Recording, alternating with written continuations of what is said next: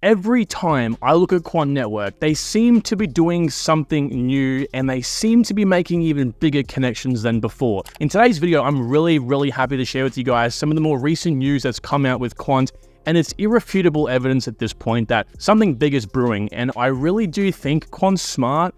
They are smart, and I believe that this news is going to be popping off probably around 2025, or at least some points at the mid to the height of the bull run. And that's going to be great for us as investors because it'll hit our price target ideally, and we'll be able to sell out. Now, I'm not just going to give you what the recent news is, I'm going to sprinkle through some other really bullish news as well. And a question I get quite a lot is, Kyron, why isn't the price reacting to the positive news? Well, for starters, guys, we're in a bear market. And step number two is, most people don't understand this. I mean, you and I definitely do. We've been here, chances are, for quite a while, right? Definitely at some point through the bear market, we've at least come in, or we've been through the whole bear market. And what does that really mean? Well, we're here to generate life-changing wealth. We're here to listen to all the micro stories and build the bigger picture.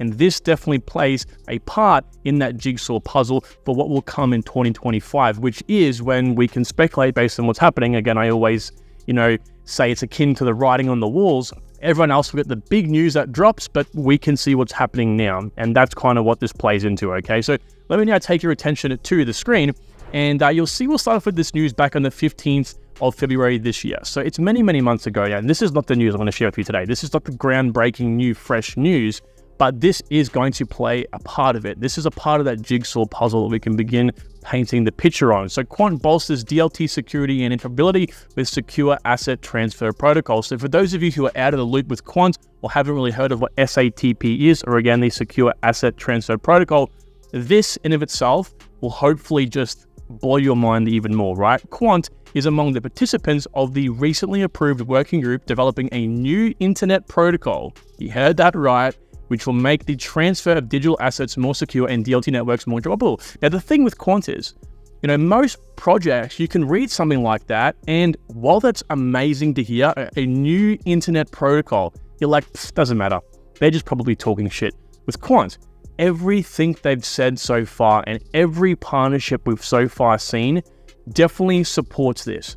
Gilbert was saying many years ago that when it's finally time to talk about the workings with the CBDC and countries, that it will come to light. They'll announce it. And what happened? Well, it was announced. The BIS, back in Project Rosalind, announced they were working with Quant. So they're on top of this, guys. And we'll have a look at some data in a second that's going to prove to you that Gilbert, the founder and CEO of Quant, knows what he's damn doing, right? Quant put forward a charter that has led the Internet Engineering Task Force, or IETF, to form the Secure Asset Transfer Protocol, SATP working group, okay? So who is the IETF? The IETF is the Internet Engineering Task Force, founded in 1986, which is the premier standards development organization for the internet. Okay, let me go on here. The IETF makes voluntary standards that are often adopted by internet users, network operators, and equipment vendors, and thus helps shape the trajectory for the development of the very internet. The very goal of the IETF is to make the internet work better. Plain and simple. And now, of course, the working group here, SATP, is founded, or at least started, with Quant, and they're one of the, of course, participants as mentioned here. The protocol aims to enable the transfer of assets across DLT networks. Now, what do we mean by DLT networks? DLT networks are things like blockchain networks. We all know blockchain, Ethereum, Bitcoin, Algorand, so on and so forth. That also encompasses other types of DLTs, or again, distributed ledger technologies, which is anything that stores a ledger in a distributed, decentralized way. Hedera's Hashgraph is included in that. BlockZag by Casper is included in that. Any sort of DAG, like Casper with a C, is included in that, so on and so forth, right? In a secure manner. This will be achieved in part through standardizing communication between networks and securing transaction across networks, okay? So where does this newer news kind of link into it? Well, we can come over to here to a tweet from San. By the way, if you guys don't know who San is, he is a Quant fiend. He's just extremely good quality Quant content. I'll leave his link to his Twitter down below. If you are in the Quant community, or you're a fanboy, or at least just hold Quant, you guys know you have to do a minimum 5 to 10 minutes of research per project per day in a bull run. And so this, following Sam will cut that down dramatically. You just follow Sam and listen to his updates, and that's pretty much all you have to do for Quant. Now, he tweeted this out, right? Breaking news, SATP spotted in the new BIS plus Bank of Korea CBDC paper regarding wholesale CBDCs. All right, we have retail and wholesale CBDCs. Retail is what we will end up using, and we will. Wholesale is what the banks will be using, or the large financial institutions. It just pretty much means it's a larger volume, right? Individual transfers are in the millions, billions, trillions of dollars rather than, small amounts, okay?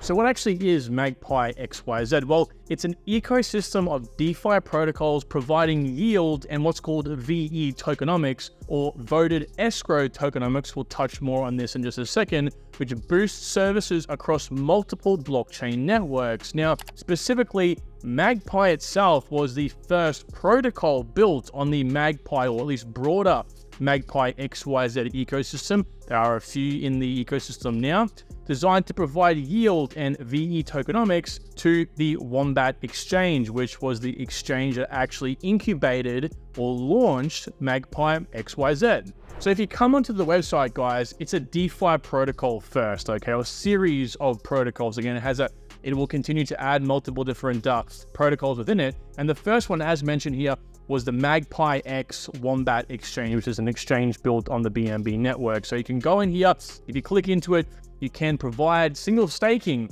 right? So you acquire the tokens itself, you port them over here to Magpie exchange, and then what you can do is get the Magpie version of that, the wrapped version, and then stake that. And the benefit of staking that, and why you would even want to do this in the first place, is if you were someone on either of these platforms, right? In this case, we also have Pendle Finance. A lot of you will know Pendle. I actually just learned about Pendle Finance, right? It is quite a large project, or at least a DeFi project over here, enabling the tokenization and trading of future yield. It's a $141 million market cap, which isn't too bad at all. And also Radiant Capital itself, a $70 million valuated project. And so what it does is essentially allow you to participate in the governance side of those networks. So you receive passively governance tokens to have more of a say in the direction of the network, but also you receive those tokens back as well as increased yield. That's the benefit that Magpie provides, is increased yield as well. So guys, thank you so much for Magpie for sponsoring this video. If you were interested, go down to the links down below and check them out. And what do they say in this report? Well, he summarizes over here, particularly suited for permission to permissioned transfers, like, Sam and others have been telling people for a long time. But of course, we can't read that. Let me zoom in here, right? It's very important you read this. The Bank of Korea plans to create a unified ledger for tokenized asset settlement. Unified ledger is a buzzword for what Quant has been referred to, okay? Specifically, the asset transfer mechanism predominantly relies on a common smart contract known as the bridge. As we know, bridges are just smart contracts to transfer assets across different networks. A noteworthy example of the asset transfer mechanism is the Secure Asset Transfer Protocol SATP standard. The SATP standard is likely going to be adopted by many of these financial institutions in needing to, transfer to different DLTs. It's as simple as that. And again, Quant is the main man for that, right? This standard is particularly well suited for permissioned ledgers. Permissioned ledgers are things like the financial institutions, are things like central banks, so on and so forth. Furthermore, one of its features is to have a gateway application through which multiple distinct distributed ledgers are interconnected. Specific architectures and use cases have already been demonstrated. That's got Quant written all over it. That is Quant in the flesh, okay? Again, they don't have to actually say it's Quant because that's part of Quant. Quant is Quant because you don't have to actually announce it is Quant, right? But interestingly enough, what Sam also points out is what they say down here, because utilizing platforms such as Cosmos and Polkadot, which are designed to enhance interoperability with permissionless blockchain networks. Permissionless networks are decentralized networks in a way, where transaction details are publicly accessible, may not be suitable for permission blockchain network that prioritizes transaction confidentiality and privacy. Big stuff. So they're saying that Quant and Cosmos aren't up to scratch, which I would agree in this case. We're talking about permissioned networks. They have to be very careful with the information that's transferred over these networks, and therefore, Quant plays a part. Now, also, in saying that, one of those things was privacy and security. Now, another recent update from Quant was this, right? October the 10th, a couple of days ago, Quant launches central bank grade key management solution for blockchain transactions. All right, what does this mean? Well, it plays in part with that, right? We launched a groundbreaking solution today that makes blockchain-based transactions more secure for banks and other institutions. permissioned networks. Quant can definitely do permissionless, again, networks where anyone can join and become a node, they're highly decentralized, so on and so forth, but the real difficult thing to do here is permission. That's where the big money is, in the permission networks. Overledger Authorized, which is what it's called, solves the problem of how banks and institutions can manage and integrate digital asset and blockchain private keys with existing enterprise key management systems, enabling end-to-end authorization of transactions seamlessly across existing systems and blockchains. That's a big part of it.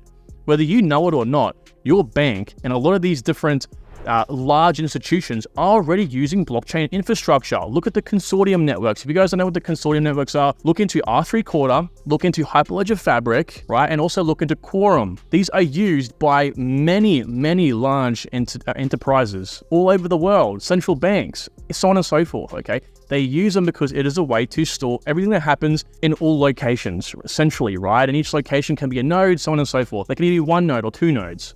It doesn't matter.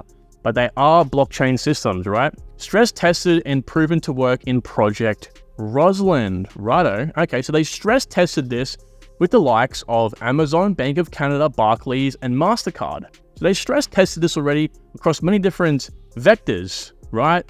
So they stress tested this in Project Rosalind because this was done in part with the BIS, Bank of International Settlements, right? Quant, as you can see, UST, which is one of Quant's partners, and also the Bank of England, right? So they stress tested this between the Bank of England, the Bank of Canada, Bank of England to Barclays, which is obviously a very big bank, MasterCard payments, and Amazon replicating some sort of, private sector-based transfers. So it's pretty big stuff. Banks traditionally use key management systems that are unsuitable for blockchain, and connecting these systems to blockchain will be a huge task. Okay, that makes total sense, right? So what he's trying to do here and what Quant's trying to solve is the security issue faced when these networks that have their own private permissioned blockchain systems to any sort of public infrastructure. That's a big thing, right? Because as he mentioned in a second here, there becomes a very big privacy issue, right? Authorize addresses this issue when a business application or workflow initiates or signs a transaction. Authorize coordinates the necessary authentication, authorization, and verifications with existing key management systems to securely deliver the transaction to the destination blockchain. This relieves banks from the risk of storing keys on an employee's laptop and the burdensome task of configuring and handling transaction signing for each network, right? Let me go on here quickly. Generating and storing cryptographic keys is a risky and complex business susceptible to cyber attacks, user mismanagement, and a range of technical implications for transaction signing. Of course, it makes total sense. If you guys don't know what private keys are, if you have any sort of non-custodial wallet like MetaMask, for example, right, and you have your keys or you at least sign transactions, you transfer money around that. What does that really mean? Well, you have a set of private keys, and when you make a transfer, those private keys sign that transaction saying it's you that authorizes it. Now, if you have those keys on an employee's laptop and they are taken over, and maybe you might need co-authorization of that. For example, you might need a second employee, at least 2 employees. Well, an attacker is smart. They're going to go to the weakest point, which is just attacking those 2 laptops, secure both of those keys, make a transfer of God knows amounts of money. And that is a big issue that obviously Overledger, or at least Quant Authorized, can solve here. So this isn't out left field for Quant, because what's Gilbert fundamentally built on, right? What's he been doing for years? Well, Chief Information Security Officer at a MasterCard company, right? Director of Cybersecurity at PwC, Security Lead, the Justice of UK, right? Digital Security at BP, Security Projects and Programs, HSBC, Senior Management Security, EY. Down here as well, Security Architect, right? And not to mention, right, of course, he's got a whole lot more than that. He's obviously been in the Her Majesty's Treasury. He's been in a whole host of different things, New South Wales Ambulance. It goes on from there, right? This guy's built on security, okay? And this is just his experience at work, right? Let alone his involvement in the standardization of one of the interoperability standards for ISO. This guy's all over it, right? And so this obviously fits into it as a network. If you think of Quant being like a web in between all these different networks, connecting it all together, well, of course, at the height of that, you're going to come to these massive enterprises that want privacy first, might want to transfer money from, let's just say, A company to B company on their individual private networks, but that's a very scary thing. Well, of course, Quant can solve that, but also make sure that any of those transaction signings are done as securely as possible, reducing any sort of malicious attacks that might come their way, okay? For what happens is when you obviously remove yourself from being a siloed network, you obviously open yourself up to more vulnerabilities. And that's what Quant's solving here with Authorized. Now, I do want to drop some more information, of course. So I did tell you guys I'm going to sprinkle some more data in here. Well, for those who don't know, this is very old news, right? Way back in 2021. And most of us should know Quant is working with LackChain, right? LackChain is a consortium network like we see, again, I can mention R3 Corda, Quorum, Hyperledger Fabric. They're a consortium network as well, building the infrastructure for Latin America and the Caribbean, okay? And so LackChain obviously is partnered with these guys.